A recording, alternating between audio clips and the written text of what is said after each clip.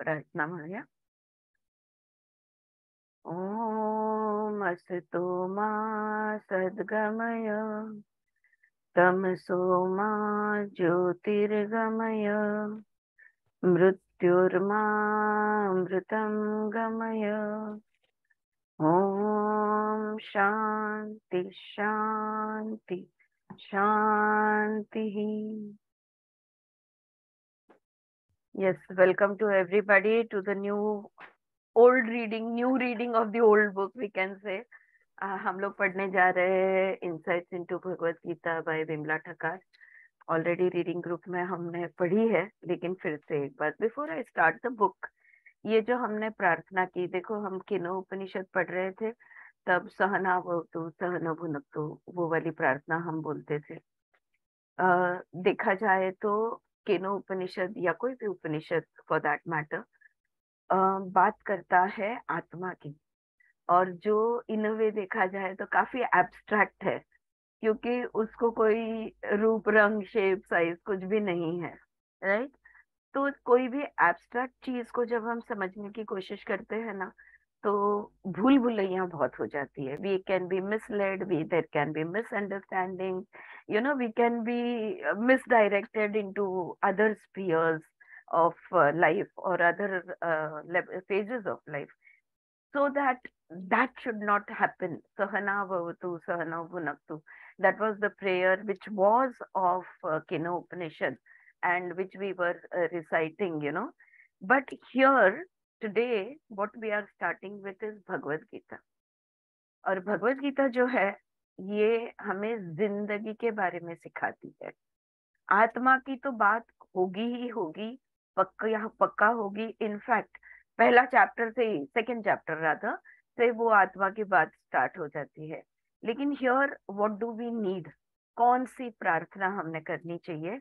I will just briefly go into this. तो यहाँ पे जब हम ओम कहते हैं, तो डियर ओम या डियर गॉड या डियर यूनिवर्स, ओम यानी प्रणव जिसको, या dear your honour higher self, और we can even say dear Krishna, और वी कैन से हमारी गुरु या विमला जी को भी हम यहाँ पे गुरु के स्थान पे अपना रहे। उनके शब्द, उनके समझाई हुई गीता हम सीखने वाली है। जो गीता उनको समझी है वो वाली गीता समझने की हम कोशिश करने वाली है। तो हम उनको प्रार्थना कर रहे हैं, ओम लीडर्स अस्तोमा सदगमय असतोमा सदगमय, यानी leaders from ignorance to knowledge. तमसोमा ज्योतिर्गमय, leaders from darkness into light. And मृत्युर्मा अमृतम गमय, यानी leaders from mortality into immortality. Om peace peace peace, Om शांति शांति शांति ही। 3 बार क्यों कहते हैं? क्योंकि त्रिविध शांति इसको कहते हैं।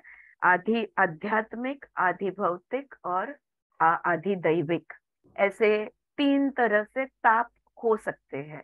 आध्यात्मिक यानी शरीर और मन से हमारी ही तकलीफ जो हमें होती है, that can B one source of suffering.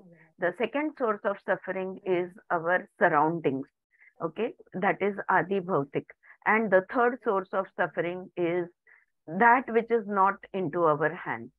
All right, तो जिस पर हमारा जो दैविक है, विच इज नेचुरल कैलामिटीज, तो त्रिविध ताप ताप के लिए ये त्रिविध शांति होती है। तो always we will see, any prayer, it always ends with Om शांति शांति शांति ही।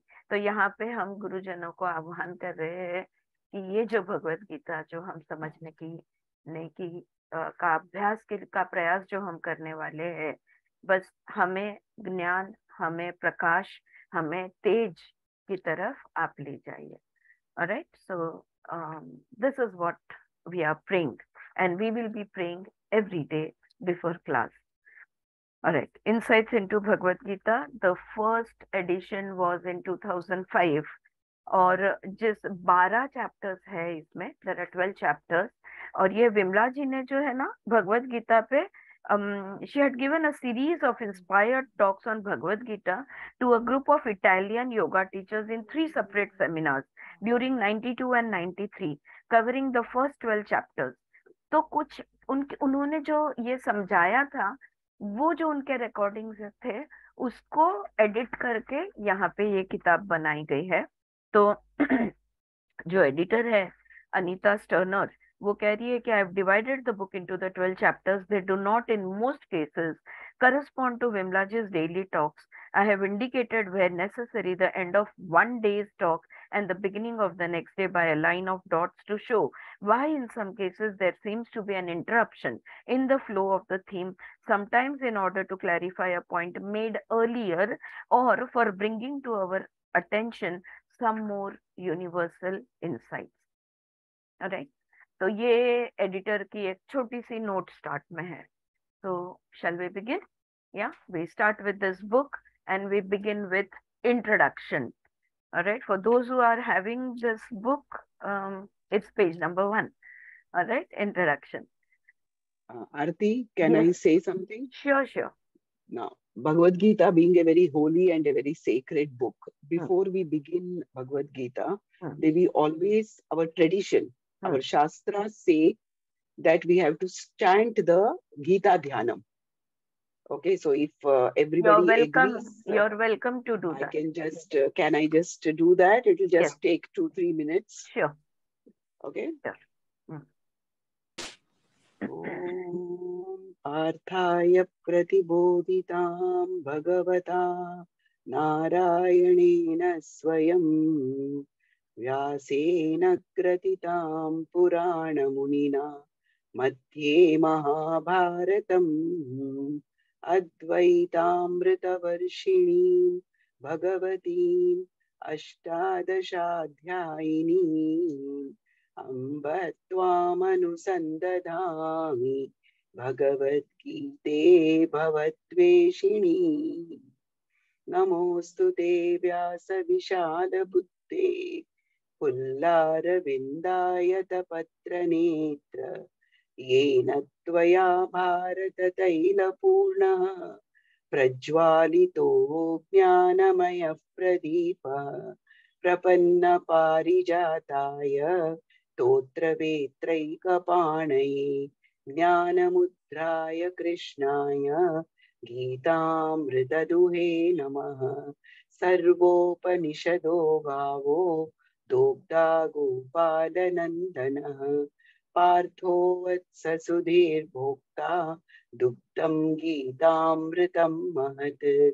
वसुदेवसुतं देवं कंसचाणूरमर्दनं देवकी परमानन्दं कृष्णं वन्दे जगद्गुरुं। भीष्मद्रोणतटा जयद्रथजला गान्धारनीलोत्पला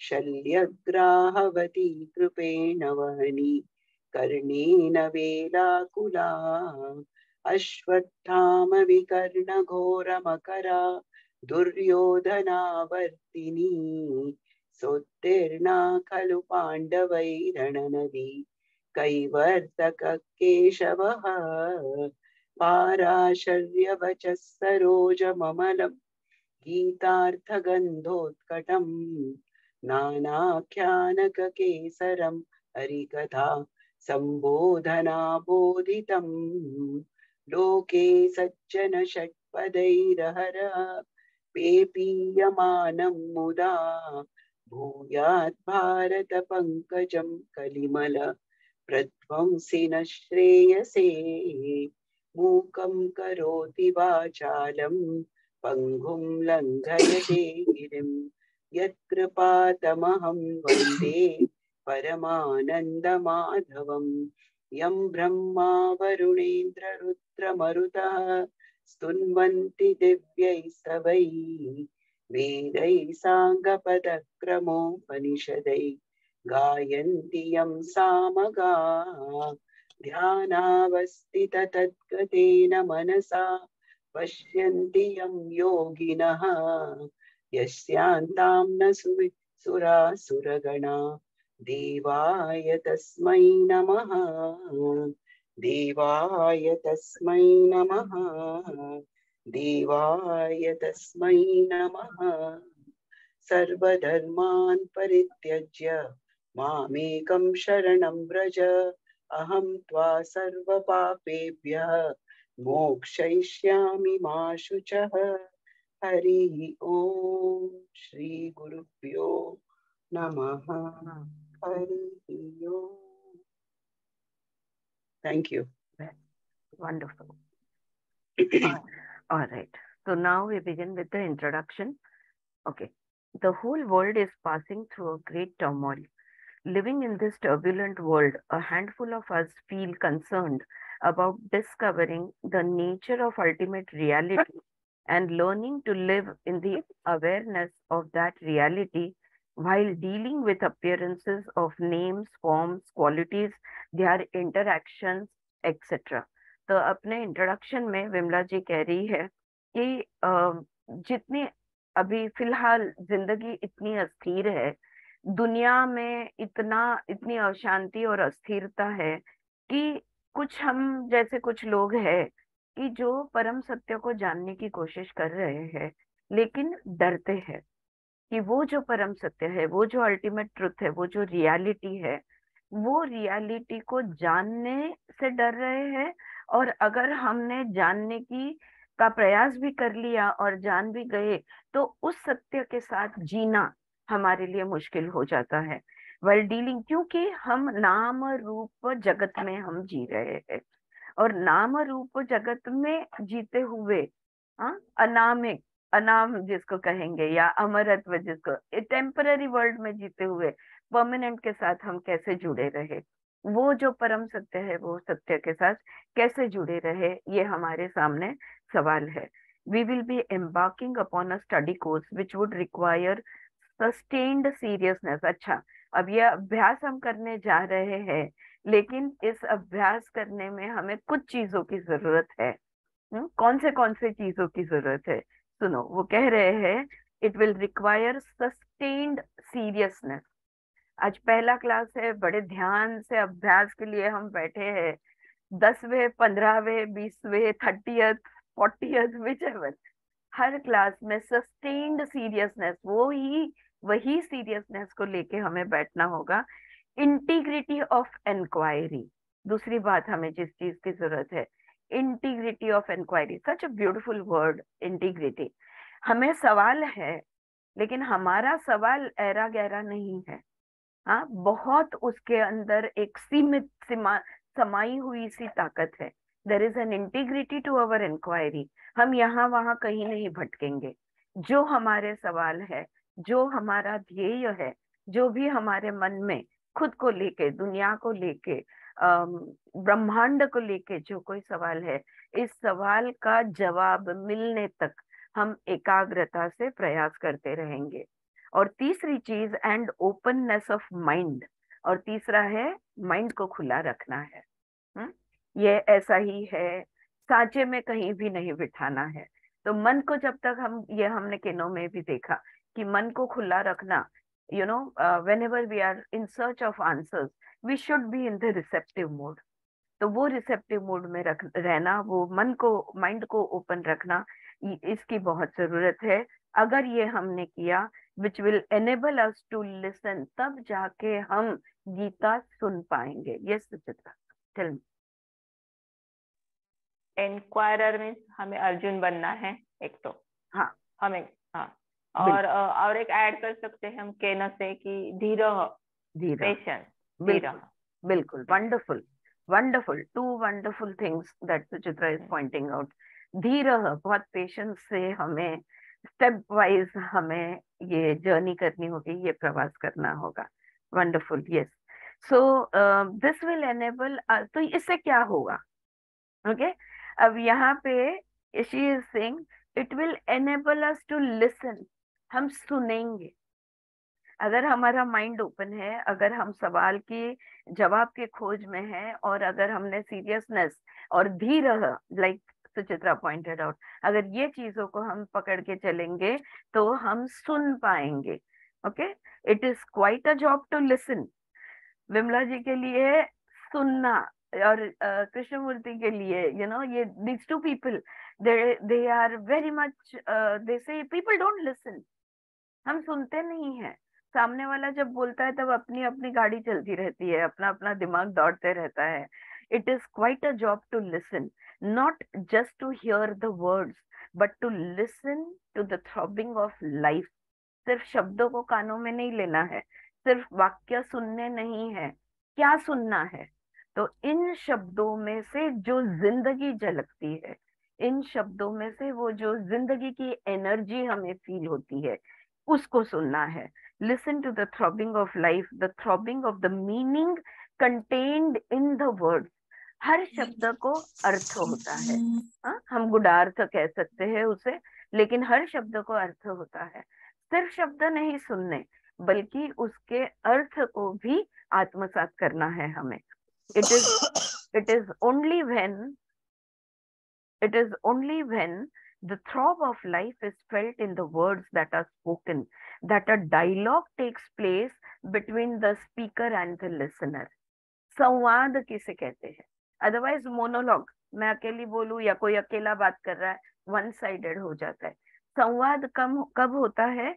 जब एक या दूसरा बात कर रहा है, उस बात का अर्थ के साथ उसकी एनर्जी को हम फील करते हैं. So life is felt in the words that are spoken. When that happens, then a dialogue takes place between the speaker and the listener. चाहे एक व्यक्ति बोले, दूसरा सुन रहा हो, दूसरा बोले, पहला सुन रहा हो, पर संवाद तब जाके बनता है. With your cooperation, one would like to introduce the foundation, background, structure, and essence of the message of the Gita as regards to our daily living. ठीक है? अब हम स्टार्ट करने से पहले गीता की जो फाउंडेशन है, उसका जो बैकग्राउंड स्टोरी है, हम सब जानते हैं. महाभारत में के कुरुक्षेत्र के बीच कृष्ण ने गीता गाई थी, राइट? तो ये जो उसका जो बैकग्राउंड है, उसका जो स्ट्रक्चर है, और ये जो 18 अध्याय की जो गीता है, उसका जो डिजाइन हम कहेंगे, ये जो स्ट्रक्चर है, और सार जो उसका है, हम कहेंगे गीता का सार. तो रोज की जिंदगी को लेके ये सब चीजें हम कैसे आत्मसात कर सकते हैं, इसकी बैकग्राउंड थोड़ा सा समझ लेते हैं. We shall be going step by step, diving deep into the secrets of the Bhagavad Gita.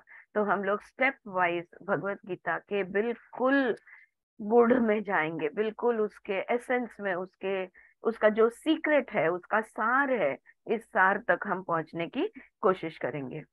I wonder if you are aware that the ancient sages living in the oriental hemisphere of the planet were deeply interested in the mystery of the life.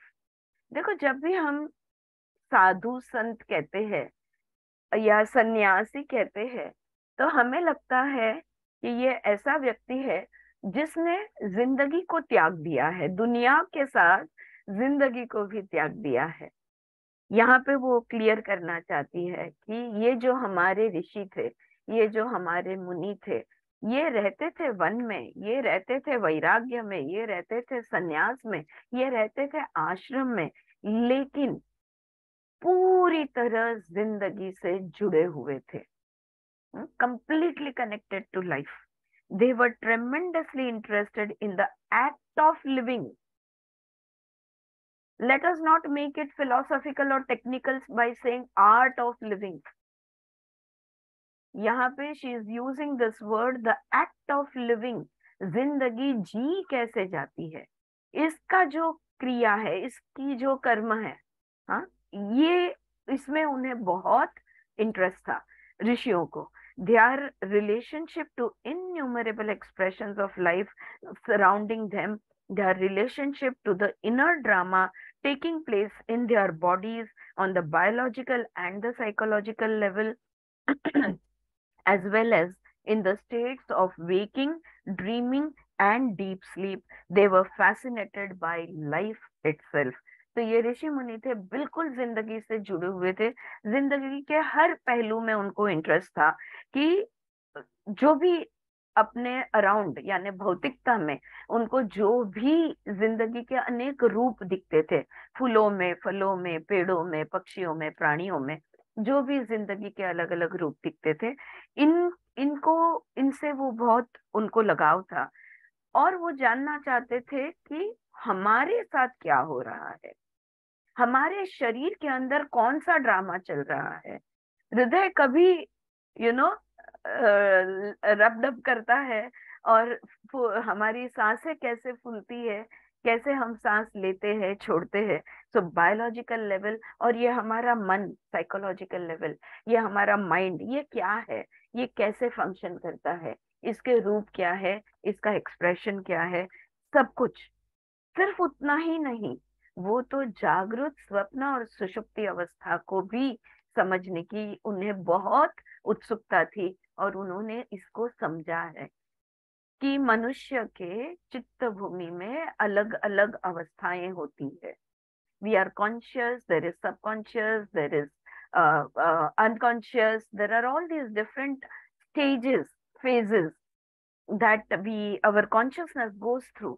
तो हम कभी जागृत होते हैं, कभी स्वप्न में होते हैं, निद्रा में होते हैं, कभी सुसुप्ति यानी डीप स्लीप में भी हम होते हैं। तो हमारे कॉन्शियसनेस की, चित्त शक्ति की अवस्थाओं को भी उन्होंने बहुत गहराई से समझा। दे वर फैसिनेटेड बाय लाइफ इटसेल्फ। जिंदगी के हर चीज से उन्हें इंटरेस्ट था, उन्हें लगाव था। One does not know at the end of the 20th century what, with the advances of science and technology, the network of trade and commerce, the means of transport and communication, what with all this, if the interest in life is sustained, it is very difficult for the 20th century human beings to feel fascinated by the cosmic life, to have an interest in learning, to relate their movement of living to the mystery of life by which they are surrounded. यहाँ पे ना विमला जी ऐसे ही सोच रही है, बोल रही है टेक्नोलॉजिकली इतनी फास्ट, मतलब जब वो अस्तित्व में थी, जब ये बात कर रही थी वो, विच वाज आई थिंक 92 93, या right, isn't that what we read? Yes, 1992 93, या 92 93 की बात है। तो जब वो ये बात कर रही थी, तभी इंसान इतना आउटवर्डली मोटिवेटेड था, मतलब हमारा सारा ध्यान टेक्नोलॉजिकल डेवलपमेंट, मशीनरी, पैसा, मटेरियलिज्म, ये सारी चीजों में इतना लगा हुआ था कि वो यहाँ पे सोच रही है, क्या इंसान कभी जिंदगी में इंटरेस्ट लेगा, क्या कभी वो जिंदगी की गति को जान पाएगा, ये जीवन को समझ पाएगा? And I'm sure if she is around and wherever she is, if she is looking from there, she will be happy to see that yes, along with our development, along with materialistic achievement, spiritually also we have become pretty enlightened. Religiousness कम हुआ होगा, लेकिन spirituality definitely, आज के जमाने में जितने positive thinkers है, गुरुज है, बहुत सारे है जो जिंदगी के बारे में समझाते हैं, जो माइंड को समझते हैं, लॉ ऑफ अट्रैक्शन है, power of the subconscious mind है, इतने सारे लोगों ने इतनी सुंदर पर्सपेक्टिव्स लिखे हैं।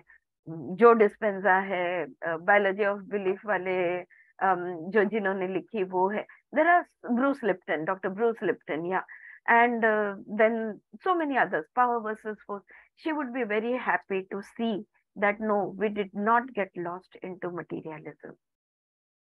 If she sees the number of people, बच्चे आजकल high degrees and they get fantastic jobs, कमाते हैं, 40 तक जॉब करते हैं, अच्छे अच्छे पगार है, 2-5 lakhs a month, लेकिन after the 40s they just resign from their job and they go and live in villages and they do, there are so many wonderful people doing so much of wonderful work out there, so many people, yeah, right from environment to water to everything, conservation to saving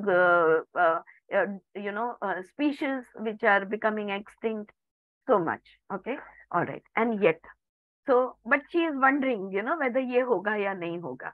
And yet we will spend the coming weeks with the ancient sages and what they have to say about life, about appearances, about reality, how to discriminate between them and how to live with them. लेकिन जैसे जैसे हम अब पढ़ना शुरू करेंगे तो हम देखेंगे कि लाइफ के बारे में, ये लाइफ का सत्य क्या है, जिंदगी का सत्य क्या है। अपीयरेंस क्या है? अपीयरेंस को हम आध्यात्मिक भाषा में माया कहते हैं। माया क्या है और सत्य क्या है, इसका जो फर्क है इसको हम समझने की कोशिश करेंगे।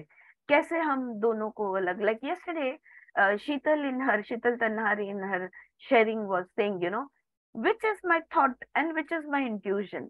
How do I know that, okay, this is just a thought? Because mind is thinking constantly and thoughts keep coming and going, and whether it is an intuition or whether it is a thought, and we want to know the difference, and so how to discriminate between them and how to live with them. तो ये हम देखे, जाने, पहचाने, समझे और इस तरह से जिंदगी जिए। Now listen to these words, so beautiful. There is nothing in life that can be discarded. जिंदगी में ऐसी कोई चीज नहीं है जो अननेसेसरी है, और अगर नहीं होती तो चलता, राइट? हम वेस्ट प्रोडक्ट्स अगर नहीं होते तो चलता, we can not say that. Everything in life is necessary. There is nothing that can be discarded. Everything in life, the good, the bad, the dark, the ugly, अच्छा बुरा जो भी कुछ है, काला सफेद, हर एक चीज बिल्कुल सही है, हर एक चीज की जरूरत है। जिंदगी में यूजलेस, फेंक देने जैसी कोई चीज नहीं है। There is nothing in life that can be discarded, there is nothing to be rejected. जिंदगी में ऐसी कोई चीज नहीं है जिसको तुम बोलो कि नहीं ये नहीं चाहिए मुझे, और फिर भी हम कितनी चीजों को मुझे नहीं चाहिए बोलते हैं, right? We live in so much of rejection, but in life there is nothing there is nothing to be rejected and there is nothing to be acquired. क्या पाना है? You keep asking कि oh I want to acquire this, कुछ नहीं है, सब इधर ही छोड़कर जाएंगे। जो भी चीजें अक्वायर करोगे, चाहे वो मटेरियल चीजें हो, रोटी कपड़ा मकान, चाहे वो धन दौलत हो, चाहे वो तुम्हारा ज्ञान हो, सब कुछ इधर ही छोड़कर जाओगे। Even the knowledge, you're going to leave everything behind, your books, your everything that you own, nothing, your body, your mind, everything you are going to leave behind. So there is nothing to acquire. Yeah. So this is what, there is nothing to be in life that can be discarded. There is nothing to be rejected and nothing to be acquired. There is everything to be seen, understood, related to, and everything to enjoy in the movement of living. ये जिंदगी की जो गति है ना, इस गति में सब कुछ देखने जैसा है। हाँ, पहली बार जब ट्रेन में बैठे थे, याद आ रहा है? मुझे याद आ रहा था जब मैं छोटी सी थी और पहली बार ट्रेन में बैठी थी, मैं खिड़की से हटना नहीं चाहती थी। हाँ, जो गति से हर चीज, चाहे वो पेड़ हो, घर हो, गांव हो, फील्ड्स हो, वाड़ियां हो, जो भी कुछ हो, I was fascinated by everything that was passing bye.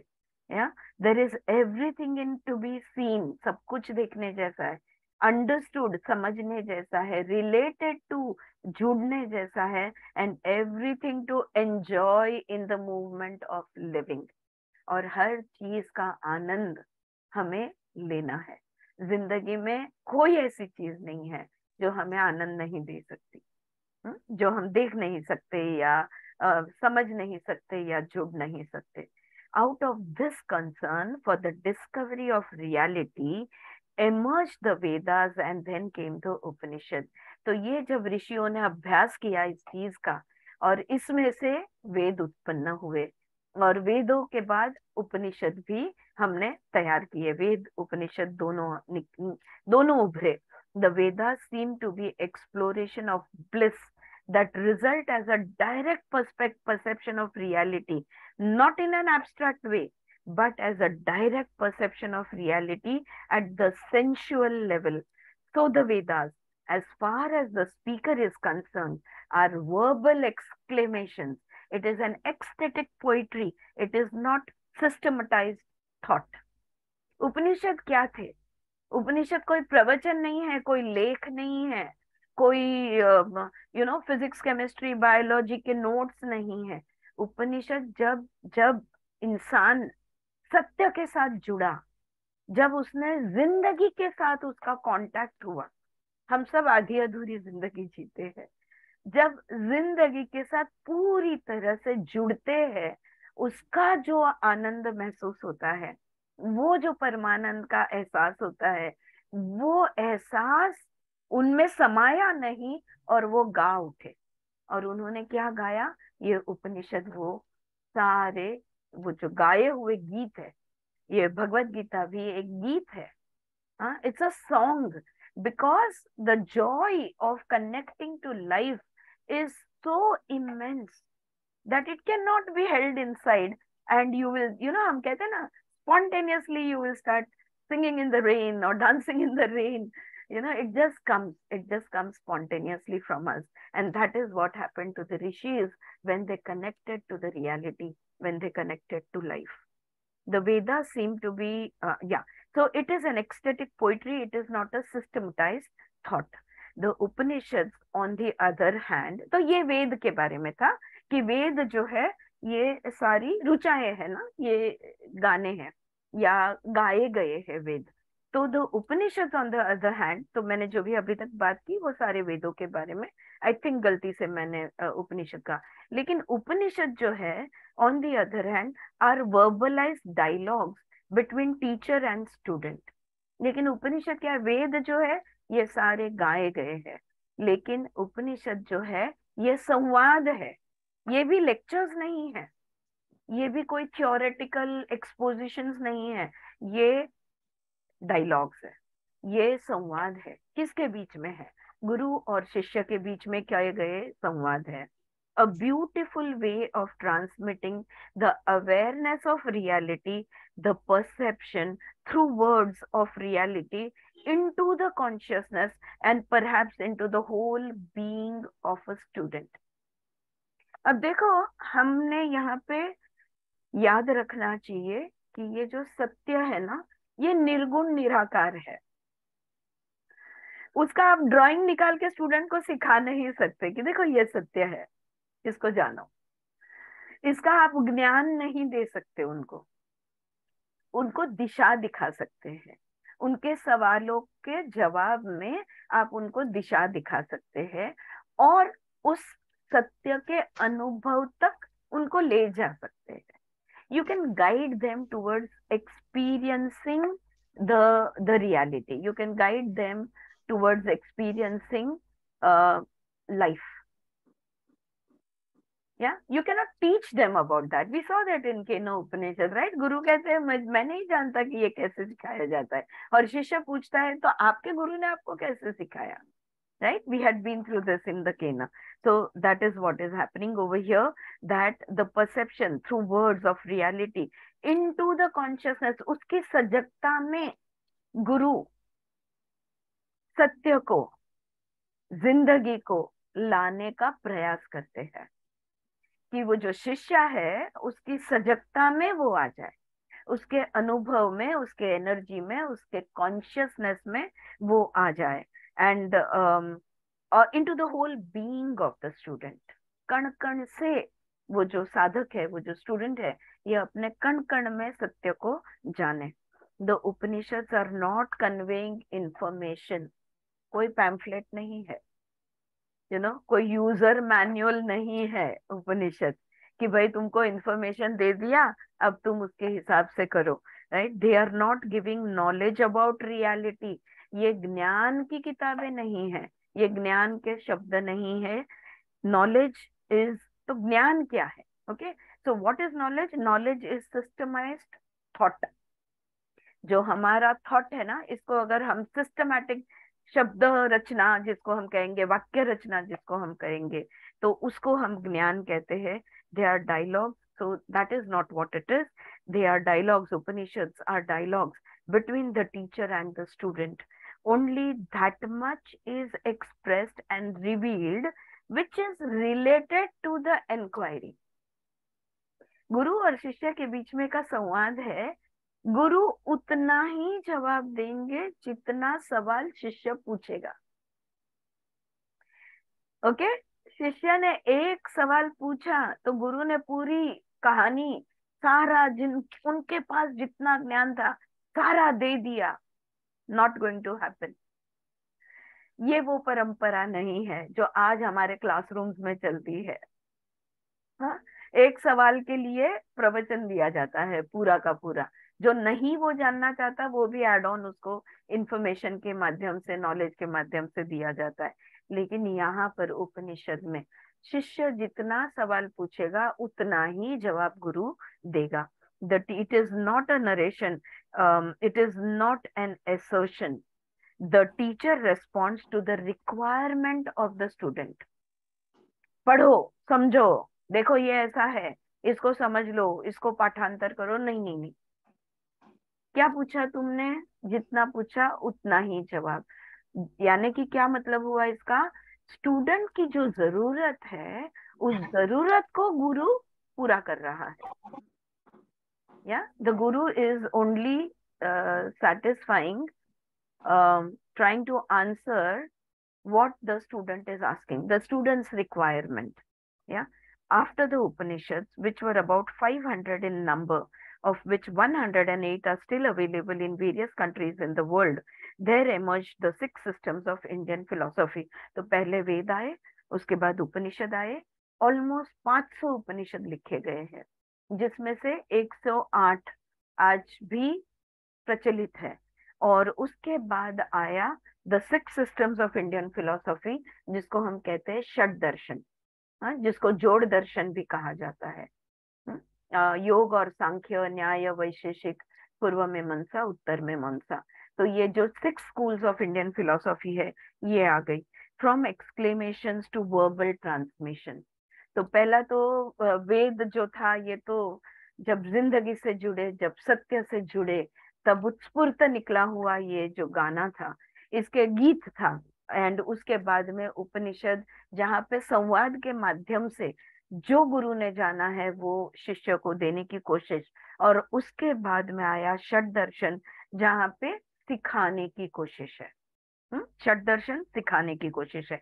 And from verbal transmission we come to systematisation of knowledge in the 6 system of philosophy. और ये षड दर्शन के बाद, after that came the Bhagavad Gita, और इसके बाद आई भगवद गीता. ओके, तो भगवद गीता, वेद से लेके भगवद गीता का जो प्रवास है, जो प्रवाह है, ये यहाँ पे उन्होंने समझाया. तो now that was the introduction, and now we move on to the next part which is the background. इसका टाइटल उन्होंने दिया है background. The teacher and the student are not sitting in some quiet place on the bank of some river or in the depth of some forest or in a mountain cave as was the case in the Upanishad. अब उपनिषद में, उपनिषद जब लिखे गए, सिखाए गए, तभी गुरु और शिष्य जो है ना, ये या तो किसी शांत आश्रम में या किसी निसर्ग की कोई जगह पर, कोई शांत जगह पर बैठ के ये गुरु शिष्य का संवाद के माध्यम से सिखाया गया. लेकिन ये भगवत गीता जो है ये किसी शांत जगह, नदी किनारे, किसी गुफा में, किसी आश्रम में बैठ के सिखाई गई चीज नहीं है. The dialogue takes place. तो यहाँ पे यहाँ पे भी संवाद है, भगवत गीता में भी संवाद है.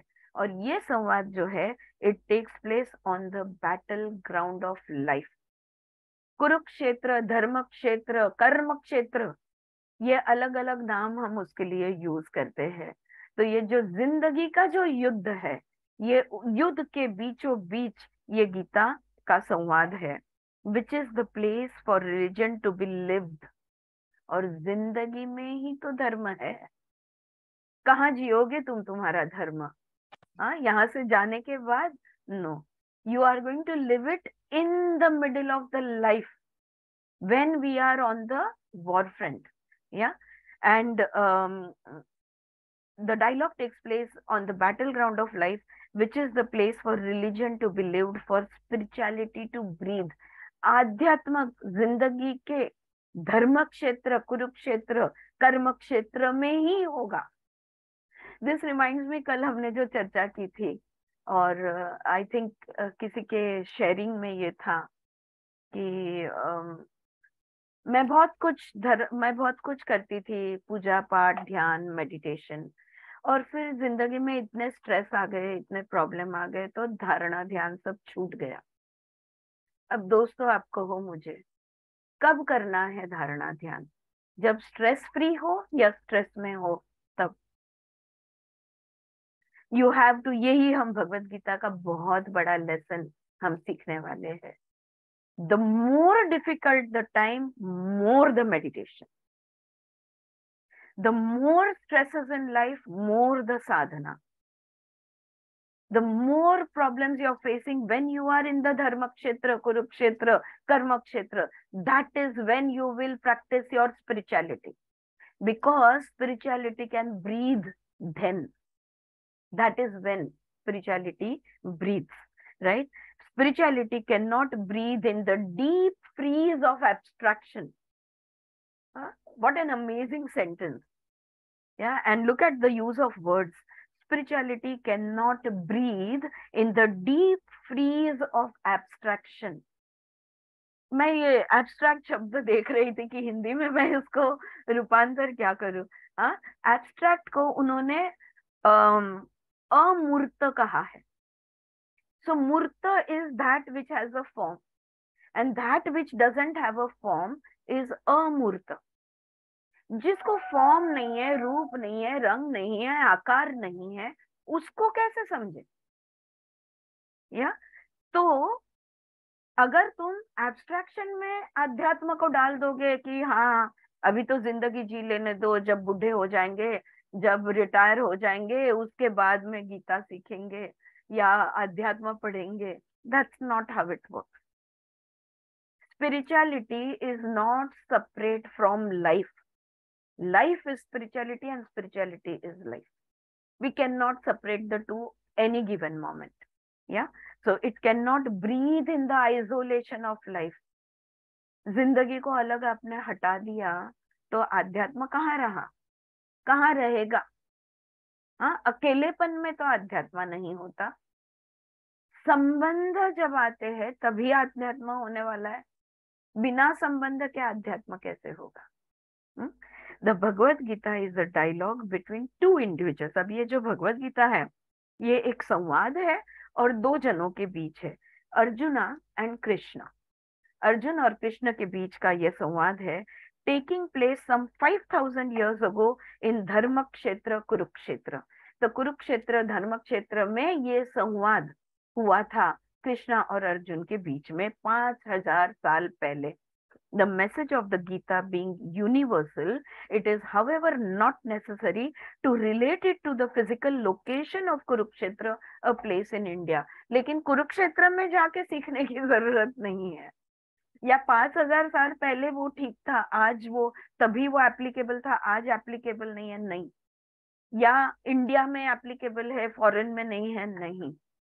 ये जो फैंटास्टिक पीस जो है कॉल्ड भगवत गीता, ये कहीं भी गाई जा सकती है, कोई भी युग में गाई जा सकती है और वो एप्लीकेबल रहेगी. ये कभी आउटडेटेड नहीं हो सकती बिकॉज वो यूनिवर्सल है. क्षेत्र, अब जब हम कुरुक्षेत्र, तो कुरुओं का क्षेत्र. अब हम लोग को हिंदी आती है, हम अभ्यासु है, तो हम इस बात को समझ सकते हैं. फिर भी यहाँ पे क्षेत्र, इस शब्द को वो समझाना चाहती है. क्षेत्र का मतलब होता है रीजन. क्षेत्र मीन्स रीजन. रीजन यानी परिसर बोलो, एरिया बोलो. कुरु is derived from the word क्र. क्र में से कुरु ये शब्द बना है, जिसका क्र का मतलब होता है करना, टू डू, टू एक्ट. इसलिए क्रिया, कर्म, ये सारे शब्द जो है ना, ये क्र में से निकलते हैं. और कुरुक्षेत्र ये जो है, ये कुरु जो शब्द है, it is derive from the root क्र, विच मीन्स टू डू और to act. Kurukshetra can be interpreted as the field of action. जहां पे, वो क्षेत्र जहां पे क्रिया की जाती है, कर्म किया जाता है, उसको कहते हैं कुरुक्षेत्र. और आप और मैं, हम सब कहाँ क्रिया कर रहे हैं, कहाँ कर्म कर रहे हैं? जिंदगी में. तो जिंदगी ही हमारा कुरुक्षेत्र है, right? It is the field of where we do all our actions. So the word dharma in the dharma kshetra stands for religion with a capital R or spirituality. अब धर्म क्षेत्र में से धर्म जो शब्द है, धर्म का मतलब होता है जो हम समझते हैं रिलीजन, लेकिन ये हिंदू, मुस्लिम, सिख, ईसाई ये वाला रिलीजन नहीं, ये है आध्यात्म का धर्म, आत्म धर्म, मनुष्य धर्म, जीवन धर्म. So this is the word dharma. It stands for spirituality, not the formal, structured, organized religions that exist in the various parts of the globe. Now, this dialogue takes place on the battleground of relationships. अब ये जो संवाद है, ये संवाद ठीक है कुरुक्षेत्र में हो रहा है, धर्म क्षेत्र में हो रहा है, लेकिन एक्चुअली ये संवाद किनके बीच में है? संबंधों के बीच में है, संबंधी के बीच में है. Between relationships, their interaction. और ये संबंध में जो भी लेन देन होती है ना, तो वो लेन देन, द डिजेक्शंस, किसी को ठुकराया गया है, फ्रस्ट्रेशन, कोई क्या बोलते हैं वो, करूँ या ना करूँ, दुविधा में है, त्रस्त है, तो फ्रस्ट्रेशन. एम्बिशंस को फॉर पावर, कोई लोग है इसमें से जिनको पावर चाहिए, ठीक है. Ambition perhaps for property, for land, वो जमीन चाहते हैं, वो प्रॉपर्टी चाहते हैं. ऐसे संबंधियों के बीचों बीच ये हो रहा है. The setting of the dialogue is actual life. यानी ये जो संवाद है, इसका सेटिंग कौन सा है? जीवन, जिंदगी, ये उसका सेटिंग है. हम सब जानते हैं ना, स्टेज का एक सेट होता है, और वो स्टेज सेट किया जाता है, वहां पे सारा ड्रामा खेला जाता है, तो वो सेटिंग तो करेक्ट होना चाहिए, राइट? तो वो हिसाब, ये उसका सेटिंग है. Now the truth, the absolute truth about reality has to be revealed in the context of the individual's life and the challenges that the individual has to face. अगर हम सत्य जानना चाहते हैं, अगर हम परम सत्य जानना चाहते हैं, अगर हम रियलिटी, सत्य को जानना चाहते हैं, तो ये हमारी जिंदगी में होना है. या the truth cannot be separate from my life, otherwise I will not be able to see it, right? So it has to be revealed in the context to the individual's life and the challenges that the individual has to face. तो जो भी challenges हम जिंदगी में face करते हैं, उसी में हमको सत्य को ढूंढना है, उसी में हमको सत्य देखना है. It is not a discourse. यहाँ पे कृष्ण कोई भाषण नहीं दे रहे, कोई प्रवचन नहीं दे रहे अर्जुन को, और अर्जुन के साथ हमें भी. We are going to visit Krishna and Arjuna right there on the battlefield. कोई क्लासरूम में नहीं बैठने वाले हैं हम कुरुक्षेत्र में प्रवेश करने जा रहे हैं. हम सब मिलकर कृष्ण और अर्जुन के साथ उस कुरुक्षेत्र के बीचों बीच जाकर हम उनका संवाद सुनने वाले हैं. On the battlefield and listen to their dialogue. That is Bhagavad Gita. Bhagavad Gita मेरे सोफे पे, मेरे ड्राइंग रूम में बैठ के टे पढ़ना, मंत्र को सिर्फ बोलना, ये गीता पढ़ना या समझना नहीं होता. अगर इस संवाद को समझना है, अगर भगवान के इस गीत को समझना है, तो हमें उस कुरुक्षेत्र में जाना होगा. We will have to go onto that stage, onto that setting that has happened. Gita इस शब्द का मतलब है, गीता मीन्स सॉन्ग, गीत, गाना. It is that which is संग. शब्द ही है, वाक्य ही है, लेकिन ये गाए जाते हैं. It is the song of life. कौन सा गाना है? जिंदगी का गाना है. That which has taken place between Krishna and arjuna on the battle field of life.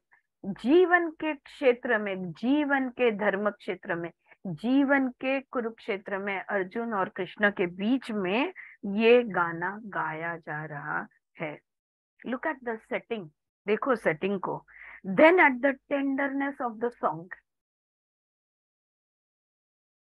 दोनों तरफ आर्मीज खड़ी है, सब लोग युद्ध के लिए पूरी तरह तैयार हैं, और उस ऐसे मतलब अब बस ये दे दो, इशारा कर दो, युद्ध शुरू होगा. ये बैटलफील्ड, ये जिंदगी का जो बैटलफील्ड है, जिंदगी का जो युद्ध भूमि है, ये जिंदगी की युद्ध भूमि पर ये कृष्णा और अर्जुन जीवन का गाना गा रहे हैं. Look at the setting and then at the tenderness of the song. Setting इतना, it is so harsh. The setting is so क्रूर. खून खराबा होने वाला है, ऐसा वाला ये सेटिंग है. और जो गाना गाया जा रहा है वो कितना मधुर है, वो कितना मृदु है. It is so tender. So tenderness of the song, it is not a philosophy. ये कोई philosophy नहीं है theoretical. It is the song of life. जिंदगी के बारे में गा रहे हैं, जिंदगी के बारे में गीत गाते गाते संवाद हो रहा है दो दोस्तों के बीच में. sung by two friends together. Duet है. Enquiry is also a singing, not only of that which is explained, but also of that which is inquired into. सवाल पूछो, गाते गाते पूछो. जवाब कैसे मिलेगा? गाने में ही मिलेगा. Yeah, ask your questions in the form of a song and you will get all your answers in the form of a song. The word Bhagwan in the Bhagavad Gita is used for the personalized form of reality, individuated expression of reality. तो जब भगवान ये शब्द भगवत गीता के श्लोक में जो दिया जाता है, तो वो हम कौन है? I think everybody knows the answer. Who are we? We are आत्मा. हमने केनोपनिषद पढ़ी है. एटलीस्ट इंटेलेक्चुअली इतना हम जान चुके हैं कि हम सब आत्मा है. कौन है आत्मा? किसका अंश है? परमात्मा का अंश है. हम कौन है? ब्रह्म है, पर ब्रह्म का हम अंश है. तो जब भगवान ये शब्द यूज किया जाता है, तो वो जो परब्रह्म परमात्मा है उसके रूप को दिया गया ये नाम है भगवान. A person who transcends. तो ये भगवान कौन है? A person who transcends the inbuilt limitations of I consciousness and grows into the maturity of cosmic consciousness is called a Bhagwan.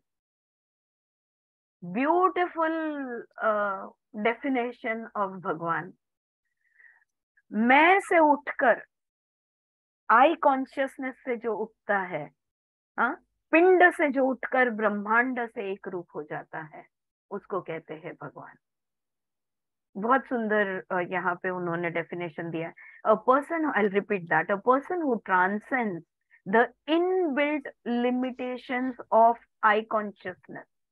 ये जो the person, a person who transcends the inbuilt limitation of I consciousness and grows into the maturity of cosmic consciousness. Grows into the maturity of cosmic consciousness is called a Bhagwan. We are dealing with the Sanskrit language, not with any mythology. कोई दंत कथा नहीं गा रहे हैं हम लोग. ये संस्कृत भाषा है. The Bhagavad Gita is not the property of the Hindus. It is not there to teach Hinduism. Yeah. It has a universal message. Bhagavad Gita सिर्फ हिंदुओं की नहीं है, भगवत गीता पूरे इंसानों की है.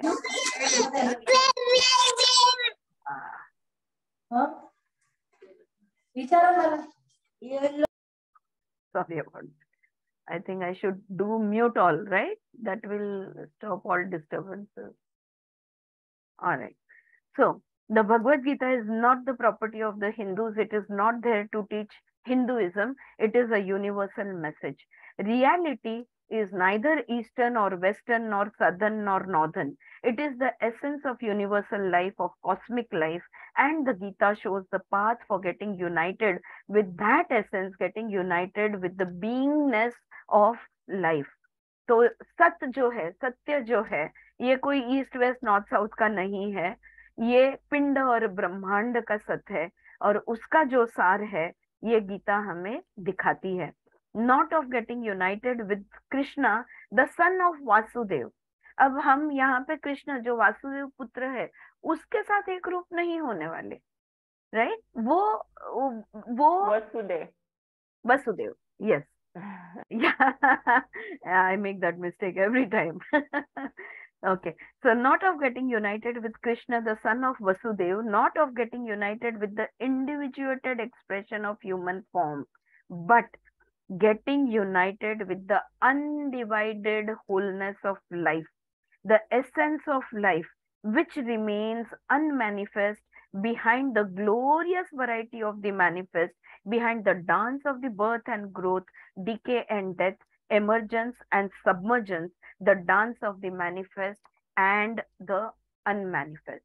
ये मृत और अमृत जो है, ये जो अस्तित्व में है और जो नहीं है, ये सारा जो जीवन मृत्यु का खेल है, ये फिजिकल फॉर्म जो है, जो भी सुंदर रूप रंग हमें जो भी हमारे आसपास दिखते हैं, ओके, ये लिमिटेड है. ये इनबिल्ट हर एक की अपनी अपनी लिमिटेशन है. वो इंडिविजुएटेड फॉर्म के साथ हमें नहीं एक रूप होना है. हमें उस ब्रह्मांड का रूप, यानी वो जो हम सब में, हर जीवात्मा में जो कॉमन चीज है, उसके साथ एक रूप हमें होना है, और वो है आत्मा. तो हर एक जन, हम जो आत्मा है, जो इंडिविजुअल है, ये परमात्मा के साथ एक रूप होना, यही by getting united with the, so that is the expression, that is what we are going to do. Krishna represents the cosmic consciousness. हम कौन है? आत्मा है. और कृष्ण कौन है? कॉस्मिक कॉन्शियसनेस ने. लेकिन महाभारत के वक्त कृष्ण ने मनुष्य जन्म लिया है, अवतार है, लेकिन कृष्ण मनुष्य रूप में है, वो वसुदेव पुत्र है. वो वसुदेव पुत्र के साथ हम एक रूप नहीं होने वाले हैं. वो जिनका विराट रूप है, जिनका ब्रह्मांड का उनका जो अस्तित्व है, उसके साथ हम एक रूप होंगे. Krishna, as the history goes, was capable of expressing through words and actions, through deeds, through the language of his being, by his very presence, the quality of reality. अगर हम पूरी महाभारत पढ़े और इतिहास हम वो पूरा महाभारत सुने, तो हमें ध्यान में आता है कि उनके हर शब्द में, उनके हर क्रिया में, हर कृति में, हर कार्य में, उनके अस्तित्व में, उनके होने की, उनका जो अस्तित्व था, इसकी भाषा ही सत्य को दर्शित करती थी. His existence, his appearance, everything, his words, his actions, everything reflected, represented the reality, the qualities of reality. A person who revealed beauty in the physical form, बहुत सुंदर थे, right? है ना? कृष्णा का रूप आप देखो कितना beautiful. There are very, I doubt if there are any others so beautiful. सुंदरता की, मतलब सुंदरता की बिल्कुल, had seen, उसका अंत हो गया बस. वो सबसे epitome of beauty. Absolutely, he was the epitome. तो वो जो सुंदरता थी, वो सुंदरता उनके अस्तित्व में झलकती थी. A person who revealed beauty in the physical form revealed the ecstasy of truth in his actions. सत्य जो होता है ना, ये सत्य परम आनंद देने वाली चीज होती है. Truth makes you feel blissful, not just blissful but ecstatic, very very happy. Yeah, and that is what he represented. He revealed the ecstasy of truth in his actions. उनके हर क्रिया में, हर कर्म में सत्य दिखता था. And the sacredness of love and compassion, और प्रेम और करुणा के तो वो मूर्ति थे, बिल्कुल प्रेम और करुणा के की मूर्ति बने थे. That was Krishna. 1000 names have been attributed to the person. ऐसे व्यक्तिमत्व को एक नाम कैसे होगा? 1000 नाम, सहस्त्र या 1000 नाम दिए गए हैं उनको. And Arjuna, as a relative, a brother of Krishna, humanly speaking, इस उस जीवन में मतलब कृष्णा के अर्जुन क्या थे? एक संबंधी थे, भाई थे. इज द एनक्वायरर, वो सवाल पूछ रहे हैं यहाँ पे. हाँ, और सवाल पूछने वाला साधक होता है. हम सब कौन है? हाँ, हम सब अर्जुन है. अपन सारे Arjun. Yeah, there is a book called Apan Sare Arjun. Yeah, because we always have so many questions to ask. We are the inquirers. We are also called as the seekers. We are trying to find the answers. And Arjuna, as a relative, a brother of Krishna, humanly speaking, is the inquirer. The word Arjuna is derived from the word Arj. Sanskrit शब्द है अर्ज, इस पर से अर्जुन ये शब्द बनता है, which in Sanskrit means the elegance of innocence and simplicity. और इसका मतलब क्या है? इस शब्द अर्जुन, इस नाम का, इस शब्द का मतलब है बिल्कुल निखालसता, इनोसेंस, एंड सिंप्लिसिटी, सहजता, एकदम सिंपल जो है. और जो निखालस है, बिल्कुल इनोसेंट एंड सिंपल है, ऐसे ये मतलब होता है अर्जुन इस शब्द का. Arjuna as an inquirer has that beautiful capacity of being simple, straightforward. और अर्जुन के पास ये गुण था कि वो बहुत सिंपल थे, वो बहुत सीधे थे, नो प्रिटेंशंस, वो कहीं भी ढोंग नहीं करते थे, नो इमेजेस अबाउट हिमसेल्फ, वो खुद को बहुत शूरवीर और मैं ऐसा मैं वैसा, ऐसा कुछ भी नहीं था. He is straight forward, simple and innocent. तो अर्जुन का जो व्यक्तिमत्व है, उनका जो कैरेक्टर है, ये बहुत सीधा साधा और स्ट्रेट फॉरवर्ड और बिल्कुल निखालस यानी इनोसेंट था. Arjun represents the qualities of inquiry.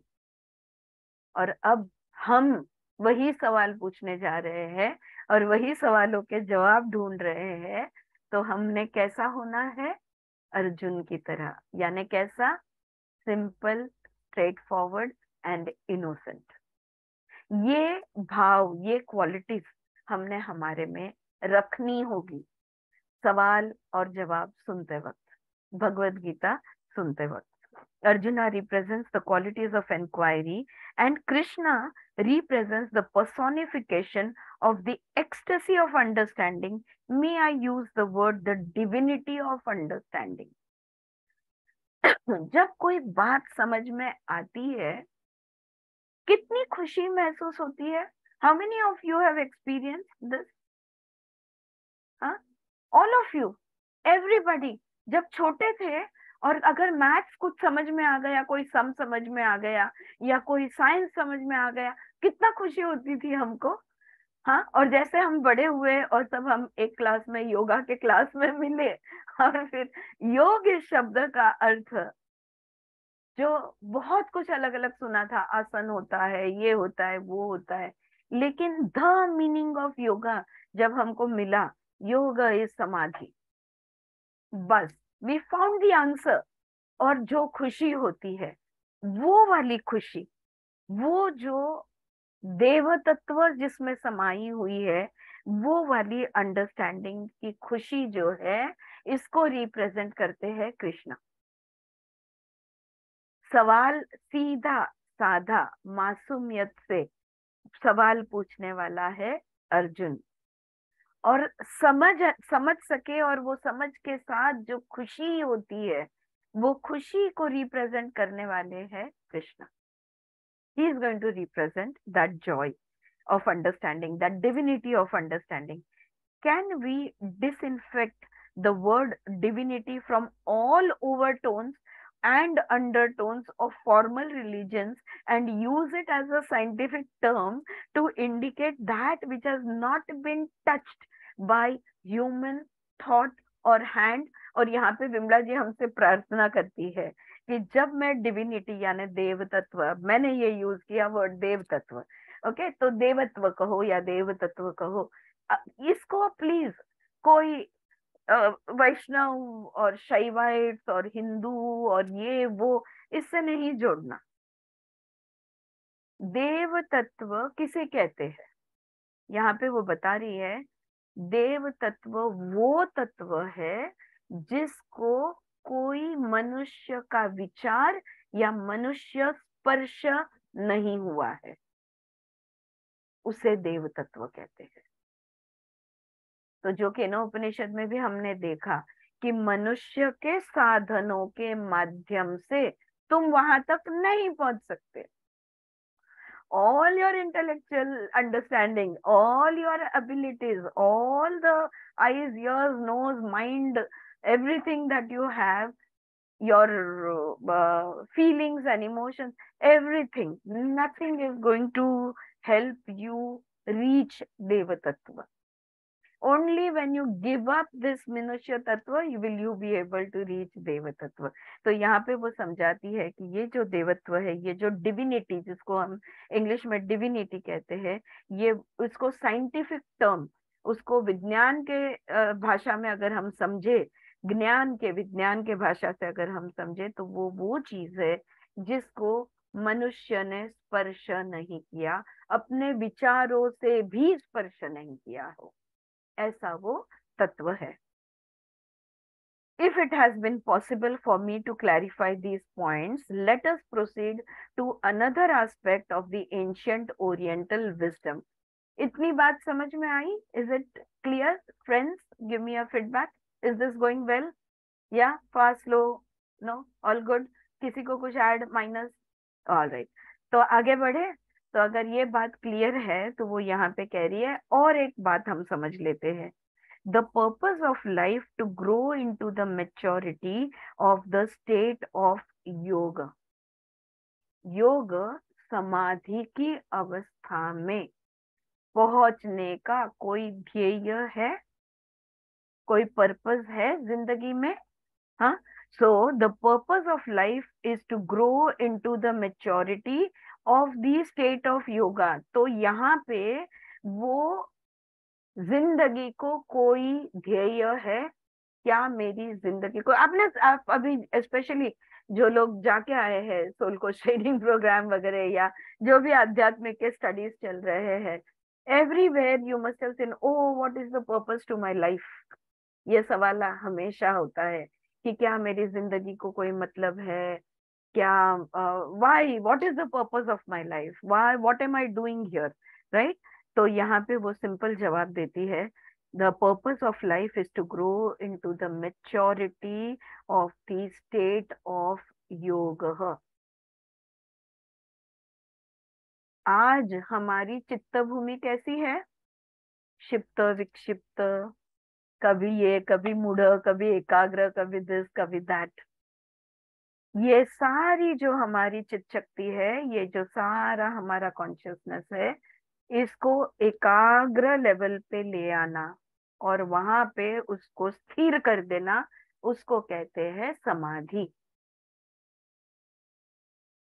Our mind is all the time, our energies are all the time distracted and dispersed all over the place.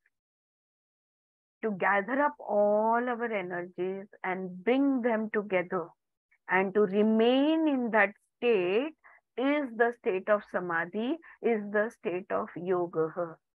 तो जिंदगी का ध्येय एक ही है, योग करना, योग की अवस्था में आना, समाधि की अवस्था में आना। जिन लोग को अब भी अगर नहीं समझा है, और थोड़ा सा समझा देती हूँ, मन इधर है, शरीर इधर है, मन कहीं और है,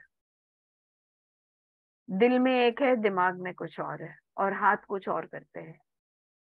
हम एकजुट रेयरली होते हैं। हर एक कोई भी निर्णय के लिए तुम्हारा head and the heart, if they are together, then your hand will do the right action.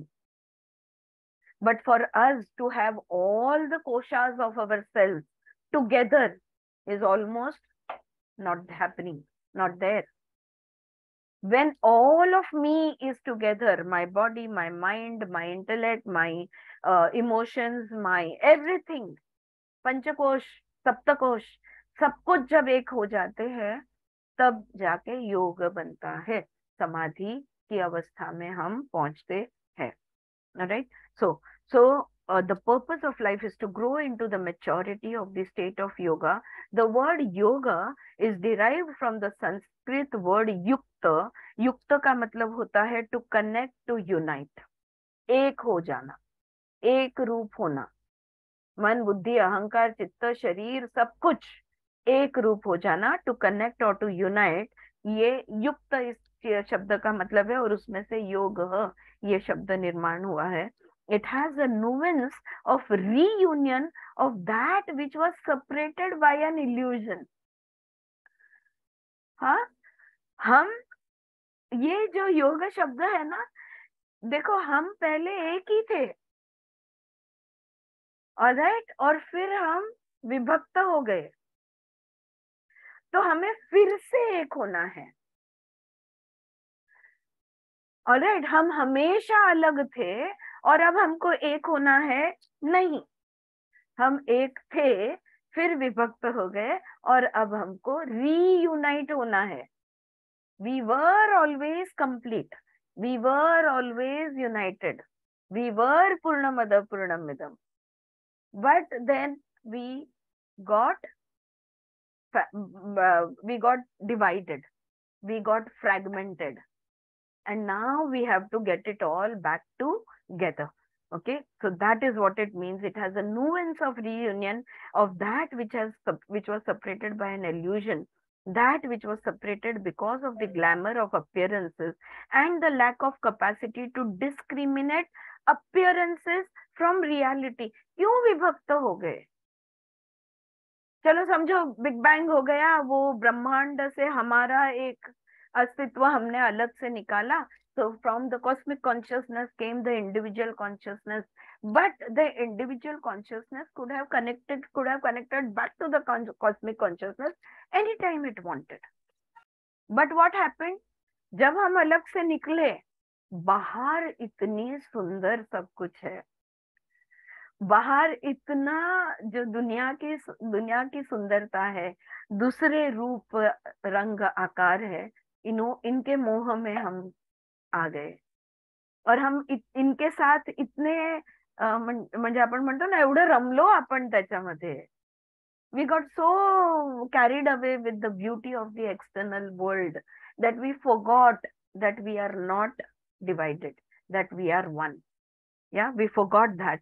So that which was separated because of the glamour of appearances, so ये हो गया glamour of appearances and the lack of capacity to discriminate appearances from reality. ऊपर से क्या हुआ, इतने हम distract हो गए बाहरी दुनिया से कि हम सत्य क्या है और रूप क्या है, ये हम appearance क्या है, ये इनको हम पहचान नहीं सकते. Like I will again give Sheetal's example, which is the thought and which is the intuition.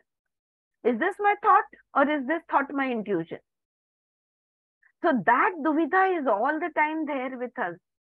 Am I one or am I separate? Because we cannot recognize the difference between appearance and reality. अब appearance को हम आध्यात्मिक भाषा में माया कहते हैं, but Maya is again, she will go into the details, but not an illusion, है ना. अगर मैं आपको चिमटा निकालूं या कुछ पोक करूं तो आपको फील होगा ना, तो हम ये नहीं कह सकते कि तुम नहीं हो, right? So this is what, that we cannot discriminate between the two. When separation ends and reunion takes place, that is the real meaning of yoga. तो योग का सही मायने में क्या मतलब है, जो विभक्त हो गया है, जो सेपरेट हो गया है, जब वो फिर से एक हो जाता है, उसको हम कहते हैं योग. To begin with, my body, mind, my energies, everything was one. But then afterwards, they became separated. They got separated. Now to bring them to back together is what is yoga. When you ask me, what would you say about Hatha Yoga, Jnana Yoga, Karma Yoga, Bhakti Yoga? They are the outer paths for growing into the essence of the inner yoga. अगर आप मुझे पूछोगे कि ये सारे अलग अलग जो योग मार्ग है, हठ योग है, ज्ञान योग है, कर्म योग है, भक्ति योग है, ये सारे जो अलग अलग मार्ग है, ये क्या है? तो ये मार्ग है अंदर का मार्ग दिखाने वाले बाहर के मार्ग, जो हमें अंदर का मार्ग दिखाएंगे, अंदर से इनर योगा कराएंगे. The outer paths and the outer systems by their very nature are bound to be limited. आप कोई भी राह पकड़ लो, आप कोई भी you know, whether you are a karma yogi or a jnana yogi or a bhakti yogi or you are a art of living yogi or you are a SSY yogi, या you are a you know, Shambhavi yogi, whatever it is, बाह्य कोई भी चीज जो है ये सीमित ही रहेगी. फिर चाहे ओशो हो या इस्कॉन, उसके लिमिटेशंस है ही है. क्यों? Because it is external and everything external have limitations. Alright, so the outer path and the outer system by their very nature are bound to be limited. The inner is the undivided whole. सिर्फ अंदर जो है हमारे, वो एक ही है जो पूर्ण है. हाँ, जिसमें कोई डिविजन्स नहीं है, बिल्कुल कंप्लीट है, होल है, वो हमारे अंदर है. So whether it is Sankhya Yoga, Karma Yoga, Jnana Yoga, Bhakti Yoga, all those paths are meant to enable a person to arrive at the inner essence of yoga, reunion with reality, with absolute truth. तो कोई भी मार्ग आपको जो पसंद आए, आपके attitude aptitude के हिसाब से आप कोई भी गुरु, कोई भी मार्ग पे चल लो, लेकिन ध्यान रहे कि वो मार्ग आपको अंदर के जो अनडिवाइडेड ट्रुथ है, अंदर का जो तुम्हारा सत्य है, जो तुम पूर्ण अंदर से हो, वहां तक आपको वो पहुंचाए. That is what is the real yoga. That which brings oneness within, with that which is within you. Yeah. Oh, I think I will stop over here, because she goes on a little more about the outer path and the systems and about the absolute truth. Yeah. So all those paths are meant to enable a person to arrive at the inner essence of yoga, reunion with reality, with absolute truth.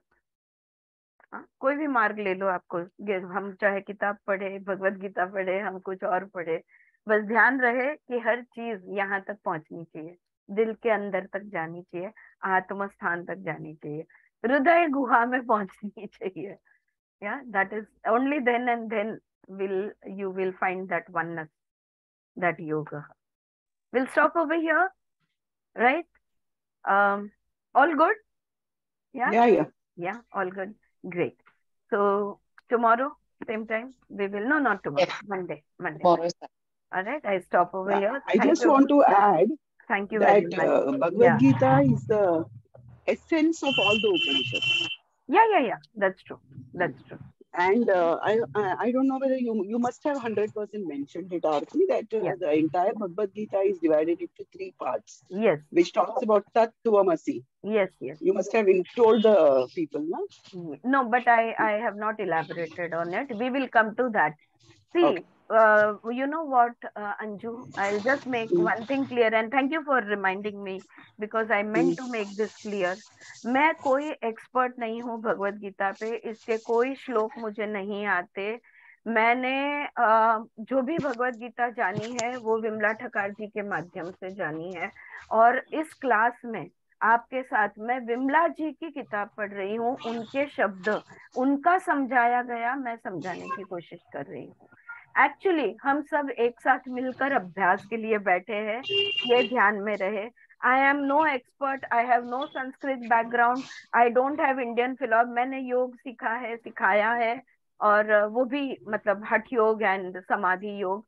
तो that is Patanjali योग सूत्र एक ही है जो मैं अच्छी तरह से जानती हूँ, but otherwise everything else is somebody else's perspective. But yes, I have read a few of different perspectives on Bhagavad Gita.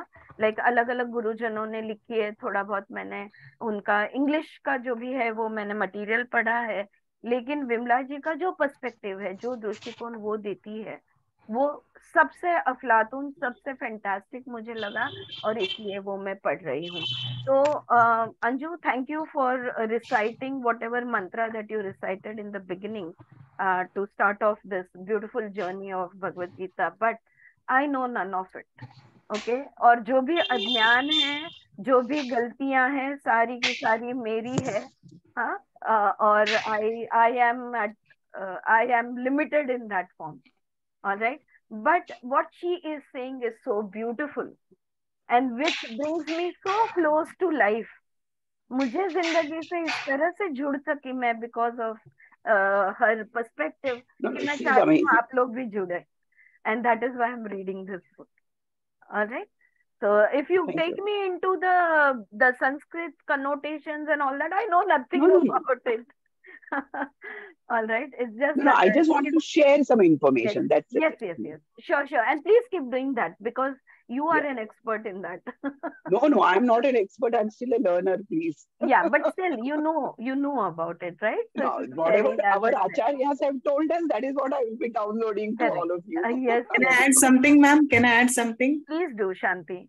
Actually, Bhagavad Gita is been explained by so many realized people, Yes. Wherein the perspective is drawn according to his or her own perception. Correct. Like how ma'am was saying, Krishnamurti ma'am was saying, that is Advaita philosophy, Tat Tvam Asi. Here if you see the dualistic viewpoints, correct, they say that Krishna is the supreme and we are all part and parcel. So it is like different perspectives with different ideologies. Correct. So thinking could be different, but ultimately we have to reach the same point. All rivers lead to the ocean only, right? Yeah, it can be Dvaita, it can be Advaita, it can be Vishishta Advaita, it can be Dvaita Advaita, it can be, there can be so many approaches to it. All right, but I feel ultimately what is there, the ultimate truth is about the oneness of it, about we being whole and complete, about we see ourselves as very limited, we underestimate ourselves, we undervalue ourselves, and therefore we are not able to love ourselves. So bringing it to practicality of life, if we can connect to life as it is, then we will never ever devalue life. There are so many people who are ready to give up on life, and हमारे experience में तो I know people who have given up on life, but life cannot be destroyed. She explains a lot, very beautifully she explains about life आगे के chapters में, since we have read the book once, whatever I recall I'm saying, and so we will come to that. Yeah, so it is all I want is that we understand life a little better than what we know it now. जैसे हम अब भी जिंदगी को समझते, उससे अगर थोड़ा बेहतर समझ सके, अंडरस्टैंड, सही बात है, understand and also deal with life better with life. अगर अंडरस्टैंडिंग आएगी तो डीलिंग होगा ही होगा. सही बात है ना. और फिर हम ये कभी नहीं करेंगे कि जब स्ट्रेस में है तब साधना छोड़ दो. और जिंदगी को अंत करने के बारे में सोचो, ये सब हम कभी नहीं करेंगे, क्योंकि जिंदगी से बढ़कर कुछ नहीं है. No knowledge, no god, nothing is greater than life. This is what I have learned from this book. Yeah, practicalities, ma'am. She explains it so wonderfully. मतलब आपकी रीडिंग से जब आप elaborate करते हैं, I think it is like nothing more than this. This is the ultimate. Absolutely. Yes. Thank you, everybody. Thank you, ma'am. Thank you so much. Thank you, ma'am. Thank you.